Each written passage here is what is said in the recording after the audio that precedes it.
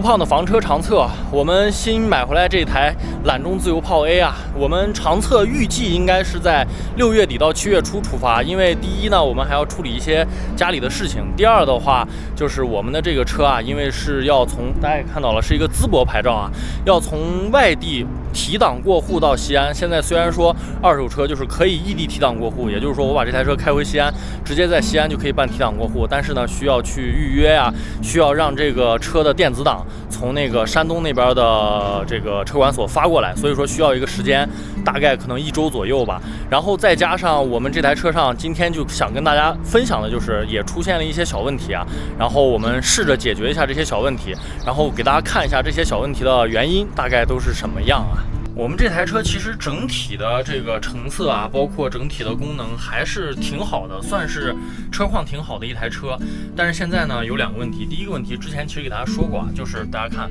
这个天窗，这个地方有一个缝啊，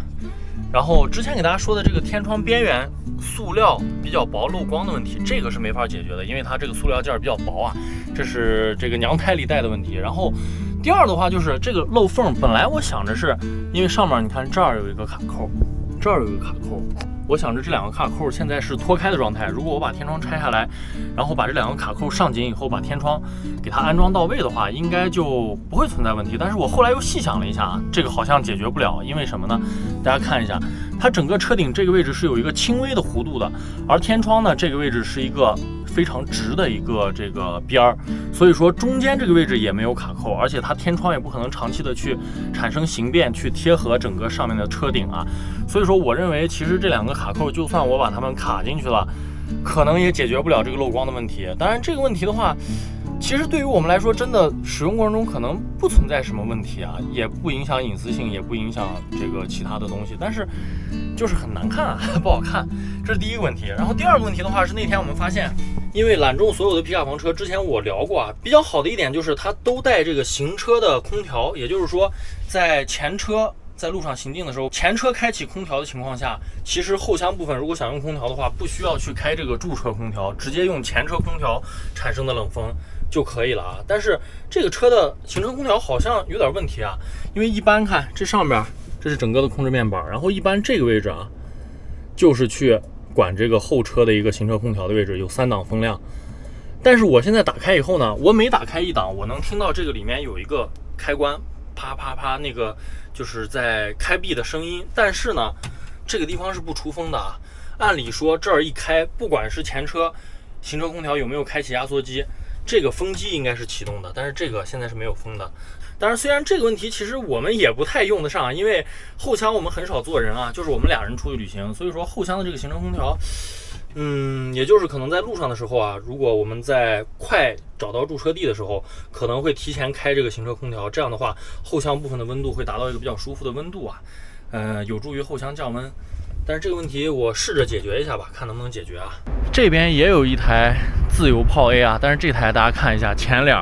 和我们那台的前脸是不一样的啊，我们那台前脸是镀铬的，然后这个前脸是这种黑色的啊，这是一个汽油版的自由炮 A。然后呢，这台车的车主也是我们的朋友，是我们在西藏遇见的，大概2年前遇见的啊，也是小橙子的老乡，叫华夏漫游记，夏天和华姐是一对姐妹啊，她们现在也是开着房车，这个自由炮是刚从揽中厂里买的啊，她们也是开着房车全国去拍一些比较这个真实的旅行体验啊，如果有朋友感兴趣的话，也可以去看看他们的视频。然后为什么我要拍他们的车呢？因为刚刚咱看了我们那个天窗其实是有这个设计缺陷的，就说白了那个我感觉那个天窗的那个匹配度和车的那个整个天窗开孔的匹配度确实不太好。但是他们这个车因为是今年刚提的，是一个新款车型，所以说他们这个天窗整个的总成和我们那个天窗是不一样的。我们上车去带大家看一下啊，因为他们也在剪视频啊，他们也是这个视频创作者，所以比较忙，咱就不采访他们了，不耽误他们了，我就上去简单给大家看一下他们这个车天窗是长什么样的啊。大家看一下，这个是那个夏天和华姐他们车上的这个天窗啊，这个天窗总成跟我们那个天窗用的就完全不一样，它的边儿比较厚，而且整个的这个跟顶棚的一个，你看顶棚也为它做了一个造型，然后整个的结合也比较紧密啊，就不像我们那个，天窗和顶棚的形状其实结合不到一块儿，所以就会导致那个漏光呀或者脱开的一个现象啊。而且我发现后来我去那个北京车展上看的。不管是柴油版还是汽油版的这个自由炮，后期好像都换成这种天窗了啊。所以说我们那个车的天窗，确实是有一些这个不一样。然后大家如果在购买以前老款自由炮21年和22年上半年的自由炮的话，天窗大家就知道是那个老款的天窗啊。这个空调出风口的这个面板，我刚看了一下啊，在这个位置大家看，这儿是有荷叶的。所以说这个面板按理说应该是能从上面往下掀开来的，这个行车空调的管路应该在后边，但是现在我找不着怎么去掀它，我得研究研究怎么掀开。然后呢，我看见这个空调面板上大家看有螺丝，但是呢，我本来想着这个螺丝拧开以后能把这个面板拆下来，可能也能看见一部分的里边的结构，但是大家看这个螺丝是我之前拧过的，就是它可能是为了保持这个螺丝跟整个面板的一个统一性。用的螺丝是这种塑料螺丝，跟面板同样颜色的，但是这个就会存在一个问题，就是尤其是这个天气一热啊，这个塑料可能比较软的情况下，这一拧直接就劈了，这个螺丝就劈了。所以说，这个，为了美观丧失了它的实用性啊。一会儿我试着把这个面板看怎么样能拆开，我们来检查一下啊。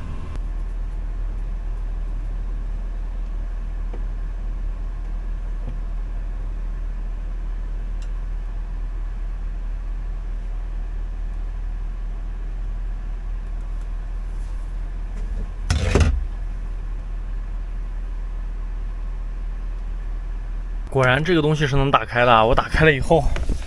大家看一下里边啊，这个就是一个后行车空调的风机。然后我检查了一下，我发现一个很神奇的现象啊，大家看这儿，这应该是这个风机的电源，然后底下这儿还有个插销，这俩插销没插，这让我想起了什么呢？我们之前常测的那台卫航 V90B， 大家记得吗？有一个那个12伏的点烟器接口。当时我们买回来的时候，它是没有电的，没有供电的。结果我把那个接口打开以后，发现后面的线是人为给弄断了。这个我不确定是行车的时候颠掉了呢，还是就出厂的时候就没插。我现在把它插上试一下啊。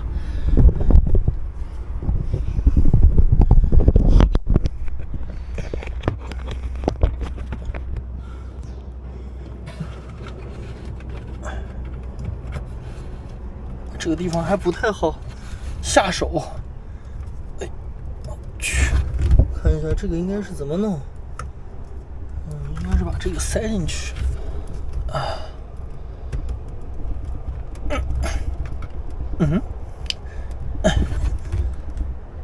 好像是插好了啊。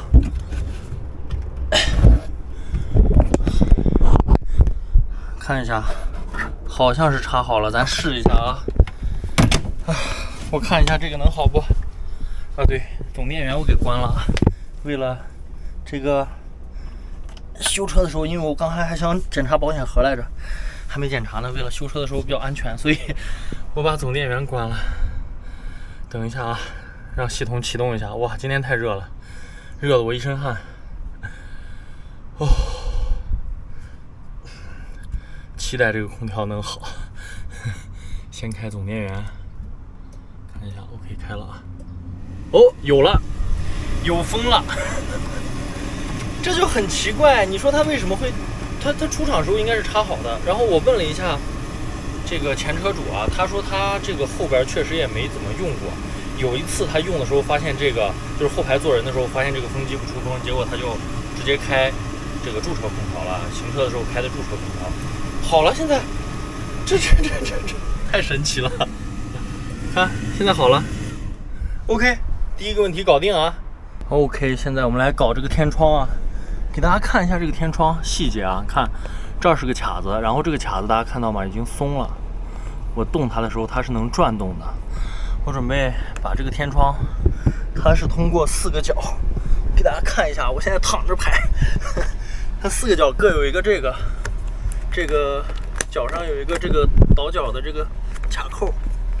这个卡扣可以拿下来，看卡扣，然后上面有一些螺丝，把这些螺丝拆掉以后，应该天窗就能拿下来啊。但是我这个天窗我不准备全拆，因为我现在一个人，我如果全拆下来的话，再往回装可能不好装啊，所以说我就先把这2个地方的拆掉，这2个角上的拆掉，然后看一下这个到底把这个东西啊，把这个卡扣上紧以后，把这个天窗的内沿卡到这个卡扣里去，试一下这个能不能改善一下这个缝啊。开始。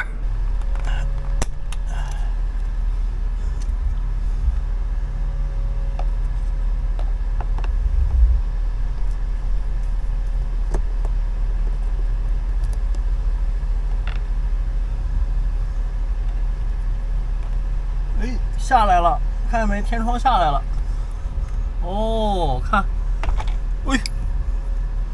就这2颗螺丝，天窗就可以卸下来。然后，哦，现在这个卡扣就可以看得非常清晰了啊！就是这个卡扣，看，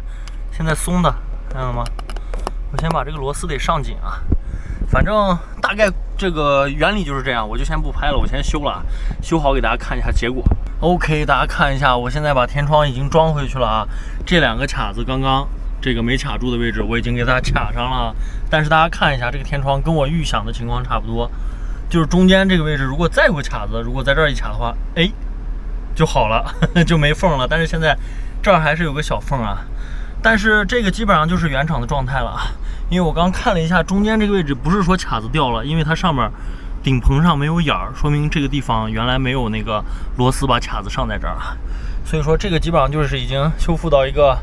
原车的状态了。接下来把这2个角上的倒角的罩给它安上就可以了啊。哎，这儿还有一个小细线，反正就是大概就是这样啊。这样一按 ，OK， 就 OK 了。那今天就是我自己动手啊，大概花了20分钟半个小时的时间，解决了一下我这台长测车上出现的一些小故障啊。其实你哪怕买再新的二手房车，都会出现一些小故障，甚至啊有一些新车出厂，可能厂家不太仔细的话，都会出现一些小故障。当然这些东西有的东西啊，你像今天这2个东西就很简单，但是呢，如果你不把它拆开，不去看它的结构，不去研究它怎么去解决的话，其实可能你就会带着这个故障一直走，你感觉自己解决不了。但是你只要把它这个结构研究透了，有的东西很容易就解决了。那今天这期节目就到这儿了，大家期待一下我们这一次的长测吧。这一次长测的路线一定会非常非常的精彩啊！但是因为我看有好多朋友在后台问，但是因为目前我们出发时间和出发的详细路线还没有定下来，所以说之后定下来再给大家说啊。大家期待我们后期的长测吧。那好吧，最近长测出发之前再给大家多拍一些房车的干货类内容啊。那这期节目先到这儿了，大家不要忘了长按点赞、钮一键3连，强烈推荐我们的视频，包括关注和评论啊。我们下期见，拜拜。